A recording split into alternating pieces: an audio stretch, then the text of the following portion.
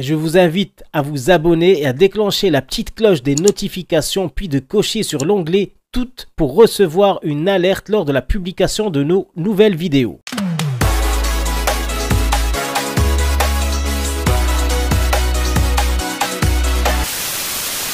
Niao les amis, j'espère que vous allez bien, que vos familles se portent bien. Aujourd'hui, vous allez découvrir un témoignage clé qui confirme, d'après certains, l'assassinat de la princesse Selma. Mais avant cela, je tiens à faire avec vous le point sur les dernières attaques que nous avons subies de la part des services policiers marocains aux ordres de la dictature en place. Ces fils de catin se pensent tout permis et n'ont aucune limite dans la diffamation, les fausses accusations, les poursuites judiciaires fallacieuses, le harcèlement et les insultes en tout genre. Les attaques étant quotidiennes et en nombre industriel, je vais vous sélectionner un petit florilège de ce qui a été dit et fait et surtout par qui, histoire de bien identifier ces traîtres pour qu'ils puissent rendre des comptes le moment venu. Honneur aux dames, si on peut appeler ça une dame, ou plutôt à ce mélange catastrophique entre une pomme de terre et une truie. Cet être hybride né de l'alliance d'une patate et d'un cochon que nous appellerons patacochon. Ce monstre gélatineux, au cerveau ravagé par les mauvaises graisses, m'accuse d'avoir vendu des poupées gonflables aux Marocains, ainsi que des produits défectueux et que nous avons fui le Maroc, mon épouse et moi-même, pour ne pas payer nos impôts.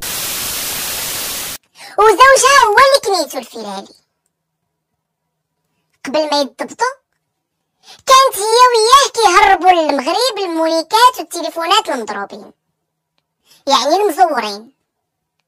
المونيكات كيبيعوهم لصحابهم، وملي حست هي وراجلها ان القضيه فيها البينكا داروا شركه في هونغ كونغ باش يتهربوا من الضرائب.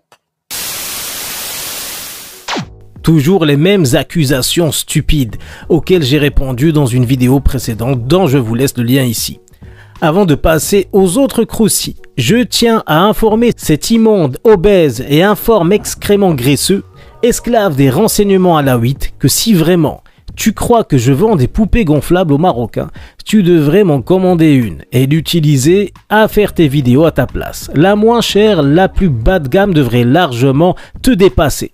Et en tout point, ça serait une révolution évidente, au point de vue esthétique, mais aussi au point de vue cérébral, intellectuellement. Je suis sûr que ces poupées en plastique, en plus de répartie, de charisme, de fierté et d'honneur, et devraient avoir des choses plus intéressantes à dire au peuple marocain que ta putride et graisseuse personne. Passons maintenant, si vous le voulez bien, à Mister Bouhali, que j'appellerai Bidafia. Terme pour désigner le bouffon du roi Andalija. Cet esclave des temps modernes, adepte de la banane comme ses frères les singes de l'Atlas, région d'où nous vient se décérébrer, écrit des articles sur moi tous les jours, parfois plusieurs fois par jour. Il m'invente une vie, une nationalité, et son imagination ne cesse de lui souffler des histoires abracadabrantes me concernant, de la diffamation pagaille et des insultes à faire pâlir un rappeur de la côte ouest. J'imagine Abdeltaif Hamouchi lui jeter une banane à chaque article, ce qui peut expliquer cet acharnement à mon égard. Mais l'animal pousse le vice à aussi salir l'image de ma famille et de mon épouse. Et évidemment, ça mérite une réponse équivalente. Je me permets donc, comme tu te permets d'afficher ma famille, d'afficher la tienne. J'espère que tes enfants n'auront jamais à savoir quel genre de personne ignoble tu es. Ces innocents n'ont pas choisi d'avoir un esclave à la place d'un père qui devrait être normalement digne et fier. Ton chien, Rex, que tu aimes tant, sait-il que son maître, l'esclave soumis au renseignement marocain, a moins de courage et d'honneur que lui? Apparemment, Rex découvre toute la sombre vérité sur ce personnage avec cette vidéo. Les attaques du Marzen, comme dit auparavant, sont innombrables. Nous allons dégager d'un revers de main tous les pseudo-youtubeurs tapins qui ont raté leur vie et qui veulent se rattraper en faisant le buzz sur mon dos. Car pas le temps de les évoquer aujourd'hui. Poussière de déchets, nous les évoquerons un peu plus tard dans d'autres vidéos. Nous allons passer aussi assez rapidement sur une série de vidéos voulant retracer mon parcours, traduit dans une dizaine de langues, affiché dans plus de 150 journaux d'État et plus de 700 publications Facebook, Instagram et Twitter. Et vidéos évidemment truffées de mensonges et de diffamations. J'en parle pour vous faire part tout simplement d'un point qui a retenu mon attention. Il parle donc de mon ancienne société au Maroc, de son capital de 10 000 dirhams et que je ne pouvais raisonnablement pas financer toutes mes activités avec cette somme-là. Je tenais à dire à ces sombres crétins, nourris au lait de purin, dont les mamans ont été fertilisées à la bouse de vache, que le capital d'une société servait à la constitution de cette dernière, la mise de départ. On parle là de mise de départ, symbolique. Et tout ceci n'a rien à voir, évidemment, avec tous les investissements extérieurs qui financent une boîte tout au long de sa durée de vie. Toutes les sociétés du monde se voient injecter de l'argent au cours de leur développement. Si YouTube n'avait pas reçu les milliards d'investissements qu'elle a reçus de Google, elle aurait certainement connu le même destin tragique que Dailymotion, qui à l'époque était au summum des sites de streaming et qui a sombré dans un certain anonymat car pas d'investissement suffisant pour concurrencer les fonds astronomiques misés sur YouTube. Et pourquoi vous n'attaquez pas le roi sur ce qui vous semble très douteux? Lui qui a acheté un palais au centre de Paris à milliards, avec une société au capital de 10 000 dirhams, le même capital que vous trouvez si louche pour ma supposée société au Maroc. Vous parlez de CNSS et d'impôts dont je ne me suis pas acquitté et dont j'ai évidemment toutes les preuves du contraire. Quoi qu'on en dise, les services des impôts au Maroc font formidablement bien leur travail. Essayez de ne pas payer vos impôts au Maroc et vous verrez ce qui vous arrivera. Au lieu de mentir au peuple marocain sur mon sujet, dont ils n'ont que faire, parlez plutôt de ce ministre qui n'a jamais payé la CNSS à l'une de ses employées et qui a le culot de rester vissé à son siège de ministre. Quand le peuple lui demanda de démissionner, il rétorqua qu'on n'est pas en Suède. Ce qui veut dire pour lui que les Marocains sont de la bouse de vache et qu'il se représente, le peuple suédois, comme étant des lingots d'or. Je comprends mieux certains monadélines marocains, ces insoumis, ces dissidents, ceux qui insultent ces pervers à longueur de vidéo, car c'est vraiment le langage que vous méritez. Il est un langage ordurier pour des ordures. Vous avez attaqué ma famille en disant que le grand-père de mon épouse violait quotidiennement sa mère, rien que ça. Que mon père était sous les ordres de Monsieur El Basri, alors qu'il a subi un attentat à la voiture piégée pour ses idées dissidentes, qu'il est le premier caricaturiste marocain et le premier à avoir sorti des journaux privés détachés de tout organe étatique ou tout autre parti, ces nombres devant dépasser largement toutes les vues de tous les meilleurs youtubeurs marocains réunis. Imaginez ce qu'il gagnait à la sueur de son front. Il n'avait point besoin ni de l'argent de Basri ni de personne. C'est comme ça que vous rendez hommage à cet homme qui, parti de rien, a bâti un empire dans la presse et a fait travailler des milliers de gens. Au lieu de rendre hommage aux monuments du Maroc, vous les salissez dans votre presse puante. Au lieu d'encourager la jeunesse à s'instruire, à construire une société meilleure, vous jetez nos enfants dans les rues, proie aux pédophiles, que vous chérissez plus que tout. Car vous ne voulez pas d'une économie du savoir, régie par la culture et l'art. Votre seul idéal est le narcotrafic, la prostitution et la pédophilie. Voilà ce que vous appelez le tourisme. Les touristes étrangers viennent uniquement pour vivre un voyage dans le temps, dans le passé, dans le Moyen-Âge, et voir comment leurs ancêtres soumis vivaient à l'époque des dictatures féodales. Ça, c'est pour les touristes soft. Sinon, le reste, c'est tourisme sexuel, drogue et gnawarol. Pas de limite dans ces domaines où le Marzen est champion. Premier dans la prostitution, premier dans la drogue, premier dans la pédophilie. On a dépassé Bogota et la Thaïlande dans le vice. Pas de quoi être fier. Vous évoquez tout le temps ma chaîne Nihao TV comme étant le chantre de la dissidence anti-Marzani. Diffusion d'affabulation sans fin sur sa chaîne YouTube Nihao TV.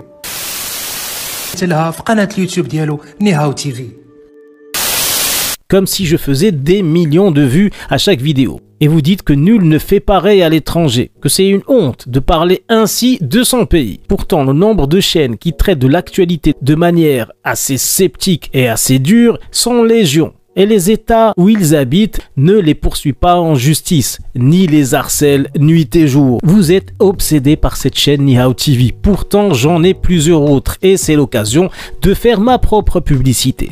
Je vous invite les amis à vous abonner à mes autres chaînes. Lord ADN, consacré à mes activités artistiques. Nihao Food, consacré au vlog et à l'entertainment pur. Parler de politique n'a rien d'incroyable, c'est un contenu comme un autre et si vous ne voulez pas l'admettre, cela vous regarde et votre psychiatre devrait vous faire admettre ce droit, cette chose naturelle qui devrait être un acquis pour tous les citoyens de tous les pays. La liberté d'expression est un droit fondamental. Passons directement aux choses sérieuses si vous le voulez bien et aux nouvelles plaintes judiciaires qui me sont tombées dessus ces derniers jours. Attachez vos ceintures, on est dans du lourd, du record mondial, du jamais vu. On va commencer rapidement par la première plainte de cette saison pré-estivale, faite par un sombre crétin au cerveau ravagé par la famine et la servitude, qui promet de se déplacer jusqu'en Chine, pays de mon ancienne résidence, pour nous y poursuivre via son association de tartuffes dégénérés pour motif de diffamation contre les institutions marocaines. Rien que ça. المسمات دنيا الفلالي هي والزوج ديالها او ما يصطلح عليهم بالكوبل الشنوي. حنا في التحالف المدني لحقوق الانسان قررنا اننا نرفعوا دعوى قضائيه طبقا للماده 707 من القانون الجنائي المغربي الذي يعطي الحق للسلطه القضائيه ان تتابع كل مغربي ارتكب جنحه او جنايه خارج التراب الوطني. وطبعا دعاوى ايضا والشكايات في الدول التي يسكن بها ويقطن بها هؤلاء. الصين. L'état policier et Marzani ne sait plus quoi faire pour nous faire venir à eux. Et là les amis, je vous balance la meilleure avant de commencer notre sujet principal de cette vidéo. Mr Hamouchi, le gendarme de Saint-Tropez du Pauvre, a battu son record mondial concernant les fausses plaintes adossées aux dissidents. Plus de 1500 plaintes contre moi et mon épouse venant de clients insatisfaits, dit-il, sachant que nous avons quitté le Maroc depuis plus d'une demi-décennie. Ces chers clients fantômes, sortis tout droit de l'imagination ravagée par la coke et le poppers du gendarme de Saint-Tropez du Pauvre, ont attendu toutes ces années que j'ouvre une chaîne YouTube et que je fasse des vidéos qui déplaisent à la dictature en place au Maroc pour m'attaquer en justice. Bravo Mr Hamouchi, bravo. Si ces personnes existent vraiment et qu'elles étaient vraiment lésées, pourquoi elles n'auraient pas porté plainte à l'époque des événements qu'elles ont inventés, ou plutôt que vous avez inventé, tas d'imbéciles sans cervelle, à qui la dictature vous fait pousser des ailes. Si Icare s'est brûlé les ailes en s'approchant trop près du soleil, vous, bande d'ignards, votre fin sera comme celle de tous les esclavagistes, les tortionnaires qui ont été chassés par leur peuple, dans la rue, baignant dans la honte et les regrets, sentant l'odeur putride de la faim. Vous glacez les entrailles et les veines, ne sentant plus les coups, tellement la douleur est dépassée par la peur. Vous penserez à tout le mal que vous avez fait à ce pauvre peuple marocain qui n'a rien demandé de plus que de vivre dans la dignité, avoir des hôpitaux où se soigner, des écoles où s'instruire et un travail pour vivre tout simplement, vivre dignement, ce que vous, dirigeants oppresseurs, avez refusé de faire en volant, violant nos droits, en détournant l'argent du peuple pour votre seul intérêt, pour vos palais, pour vos salaires faramineux. Vous regretterez de ne pas être parti plus tôt. Filez à l'anglaise tant qu'il est encore temps. Allez dans les pays qui vous ressemblent, les pays ennemis des peuples et de la démocratie. Mohamed VI, Hamouchi et compagnie, vous détestez le peuple marocain. Vous adorez son argent, ses ressources, sa terre. Mais les gens, vous les méprisez. Vous vous régalez de les faire souffrir. Ces gens qui, d'après vous, le méritent car ils ne se soulèvent pas. Ils ne manifestent que peu. Vous êtes fiers d'avoir zombifié, abruti, écrasé tout un peuple qui n'a même plus la force de réclamer ses droits par peur d'être enfermé, par peur de perdre les derniers deniers ridicules qui les tiennent en vie. Du thé et du pain, voilà ce que consomment la plupart des Marocains, pendant que vous festoyez à longueur d'année. Vous n'évoquez jamais cela, vous préférez m'attaquer dans vos journaux. Vous n'avez tout simplement aucun principe. Bande de voleurs et d'escrocs que vous êtes. Le peuple marocain a des principes que vous ne pouvez avoir. Car pour piller et anéantir tout un peuple comme vous le faites, il faut être dénué de tout principe et éprouver une haine véritable contre les Marocains. Attendez encore un peu, ils vous le feront payer très cher. L'horreur sera à la hauteur de ce qu'ils ont subi. Ceci dit, pour clore ce sujet sur une note d'espoir et prouver ma bonne foi, je vous fais une proposition. Et je m'adresse bien là à la famille Alaouite et à ses sbires, car ce sont bien eux qui m'attaquent. Le gendarme de Saint-Tropez du pauvre n'est qu'un sombre exécutant, multimilliardaire peut-être, mais un sous-fifre néanmoins. Ma proposition est la suivante. Vous libérez tous les prisonniers politiques, distribuez 5000 dirhams par mois à tous les Marocains jusqu'à la fin de la crise du Covid. Vous offrez une couverture médicale à tous les citoyens marocains et prévoyez une peine sévère de prison à tous ceux qui ne payent pas leurs employés au SMIC, qui sera lui aussi augmenté à 5000 dirhams. Je vous promets alors de me taire à tout jamais vous concernant et de ne plus jamais évoquer vos magouilles. Évidemment, cette offre a une durée limitée dans le temps. Je vous laisse 7 jours, une semaine. Si cela se fait, bingo! La seule chaîne dissidente en français, en langue comprise par vos maîtres et vos partenaires, Antrelwed, ne parlera plus de vous. Si dans ce délai, rien n'est fait, je m'engage très solennellement à poursuivre en justice, au plus haut niveau, les responsables de cet harcèlement judiciaire, fausses accusations et cyber-torture. J'accuse Abdeltef Hammouchi ainsi que ses sous-fifres et le roi du Maroc en personne. Car oui, c'est bien sous ses ordres que tous ces méfaits sont pratiqués. Je m'engage aussi à ce que tous les responsables des médias à leur ordre payent le prix fort. Je rappellerai avant de clore ce chapitre que tous les éléments diffamatoires, de fausses accusations à mon encontre, véhiculés par ces abjects personnages au quotidien, sont envoyés tous les jours aux ONG dont c'est le métier de vérifier les crapuleries des pays dénoncés, ainsi qu'à toute la presse internationale. Rappelez-vous de cette vidéo, je vous avais averti de mes intentions, de m'occuper de vous sur le plan international. C'est ce qui a été fait. Et voyez le résultat depuis. En attendant votre réponse, passons au sujet principal de cette vidéo, la confirmation par la DST de la disparition de la princesse Lala Salma. Pour être plus précis, nous allons parler du témoignage d'un ancien des services secrets marocains, Mohamed Boukous, de la version qu'il défend sur la disparition de la princesse, ou plutôt, comme il le dit, de son meurtre. Mohamed Boukous dit très clairement que la princesse Salma fut assassinée et enterrée dans le jardin de l'un des palais à Rabat. Nous avions évoqué cette théorie dans une précédente vidéo sur le sujet. Mais aujourd'hui, nous allons nous pencher sur les détails des faits. Avant de commencer, je tenais aussi à signaler que la version que vous allez découvrir a été aussi défendue par le youtubeur Tariq Yassine, qui prétend avoir d'autres sources fiables qui confirment celle de l'ancien agent secret marocain. L'histoire, comme le raconte Boukous, est la suivante. Lors d'un dîner au Palais Royal, où assistaient la princesse Selma, ses deux enfants, Khadija et Hassan, ainsi que la sœur du roi, la princesse Hasna, et le roi lui-même. Toujours d'après M. Boukous, Selma fut prise d'une colère noire contre le roi, de par ses sorties en public avec son supposé amant Abou Zaïtar, l'homme qui d'après les médias serait l'un de ses amants. Abou est dans une crise de nerfs, d'hystérie. Elle finit par hurler au roi une insulte lui signifiant son homosexualité. Ce dernier cria aux gardes présents ce soir-là de raccompagner son épouse de force dans ses locaux. Effondrée, blessée dans son ego, elle prit son pistolet de poche et dans un acte désespéré, elle tira une balle dans la jambe du roi. La princesse Hasna, pour défendre son frère, ne se fit pas attendre pour lui rétorquer une balle en pleine tête. Ce qui reviendrait quelque part à de la légitime défense si cette version venait à être confirmée. Monsieur Boukous finit cette histoire avec l'enterrement de la princesse dans le jardin d'un des palais à Rabat, après son passage à l'acide pour faire disparaître toute trace de chair. L'ancien des services secrets marocains corrobore cette histoire avec la fameuse photo du roi à l'hôpital qui a choqué tout le royaume. Toute la famille royale était au chevet du roi qui, d'après eux, aurait subi une chirurgie du cœur. Monsieur Boukous dément ces faits et dit très clairement qu'il a été hospitalisé pour la balle qui lui a été tirée dans la jambe par la princesse Selma. princesse qui n'est d'ailleurs pas sur la photo et qui a très mystérieusement disparu de la scène publique depuis.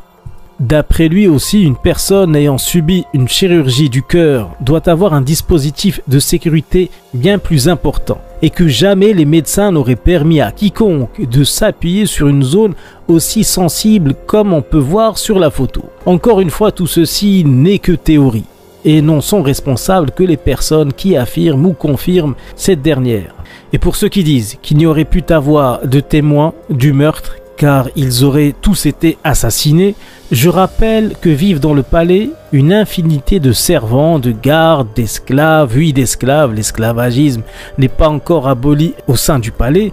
Ils ont le devoir de silence, quoi qu'il arrive, même si certains d'entre eux se seraient défaits de leur obligation et ont pu ainsi confesser l'innommable. Ce qui est sûr et certain, c'est que depuis 2017, personne n'a en sa possession la preuve irréfutable que la princesse Selma est vivante. Et pourtant, il serait très simple que cette dernière réfute ces accusations morbides dont toute la presse internationale se fait actuellement l'écho. Je finirai cette vidéo avec un message à ceux qui se croient surpuissants et qui nous regardent de haut, et à ceux qui me demandent d'abandonner notre combat pour notre honneur, de ne plus nous défendre face aux attaques du Marzen, que nous ne sommes rien devant leur puissance et leur majesté. Je leur répondrai par un adage africain qui dit en substance: si vous vous croyez fort et invincible, essayez de dormir avec 2 minuscules moustiques enfermés avec vous dans une pièce dans le noir. Cette vidéo est maintenant terminée. Merci de l'avoir suivie. Je vous invite évidemment à la liker, à la partager et surtout à laisser en commentaire votre avis sur la mystérieuse disparition de la princesse Selma et votre réaction aux attaques que nous subissons de la part de ces enfants du Shaitan. Sur ce, je vous dis à très vite sur Ni Hao TV.